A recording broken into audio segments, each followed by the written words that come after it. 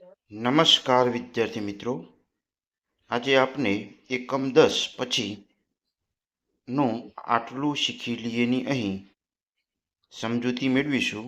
તો સૌપ્રથમ આપણે અહીં દરિયામાં શાની શાની મજા પડે તે લખો.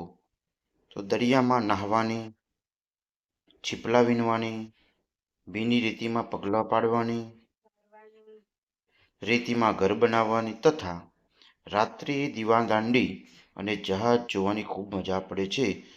તો દરિયાની અંદર આપણે જુદી જુદી એક્ટિવિટી અને દીવાદાંડી જોવાની ખૂબ જ મજા પડતી હોય છે. ત્યારબાદ દરિયામાં શું શું તરે છે? તો વિદ્યાર્થી મિત્રો, અહીં દરિયાની અંદર આપણે જોઈએ તો દરિયાના પાણીમાં માછલી, કાચબા, મગર, બતક, હોડી અને મોટા જહાજો વગેરે તરે છે. ઉપર જે ફકરો આપેલો છે, ફકરાના આધારે અહીં જવાબ લખવાના છે. મારા મમ્મીના ભાઈ મામા મને વહાલા લાગે છે. 2. આકાશમાં પાસે ન હોય તેવું દૂર દૂર તારા જ તારા દેખાય છે. તો આકાશમાં દૂર સુધી શું શું દેખાય? તો કે તારા તારા દેખાય છે. 3. મને નિશાળમાં જવાની મજા પડે છે. 4. દરિયા કાંઠે દીવાદાંડી બહુ ઊંચી હોય છે. વાક્યના ખોટા શબ્દ પર ચેપો મારો. મારા પપ્પાની બેન મારી ફોઈ થાય તો કાકી અને માસી પર આપણે ચેકો મારીશું.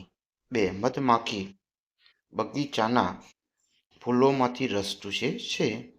તો અહીં કાગળ અને કચરો જે છે એ ખોટું વાક્ય છે, તો તે બંને પર આપણે ચેકો મારીશું. 3.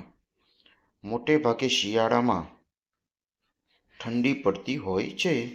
તો અહીં ગરમી અને વરસાદ બંને શબ્દ પર ચેકો મારવાનો રહે છે. 4. આગબોટ દરિયાના પાણી પર ચાલે છે. તો સાયકલ અને વિમાન ઉપર ચેકો મારીશું. ત્યારબાદ સરખા અર્થવાળા શબ્દ સાથે શબ્દ જોડો અને લખો. 1. હું સાંજે રમીને મોડો ઘરે જાઉં તો મારી મમ્મી ફિકર કરે છે. તો અહીં સાચો શબ્દ સમાનાર્થી શબ્દ કહી શકાય, ચિંતા. 2. બોર વીણીને ભેગા થયા એટલે અમે અમારો હિસ્સો વહેંચી લીધો. તો હિસ્સાનો સમાનાર્થી શબ્દ થશે ભાગ. 3. દશરથ રાજાનું તીર ભૂલથી શ્રવણને લાગી ગયું. તો તીરને બીજો શબ્દ થશે બાણ. 4. જંગલમાં વિકરાળ પ્રાણીઓ રહે છે. તો ભયાનક. વિદ્યાર્થી મિત્રો, વિડીયો પસંદ આવ્યો તો લાઈક અને ચેનલને સબસ્ક્રાઈબ જરૂરથી કરશો. ખૂબ ખૂબ આભાર. Thank you.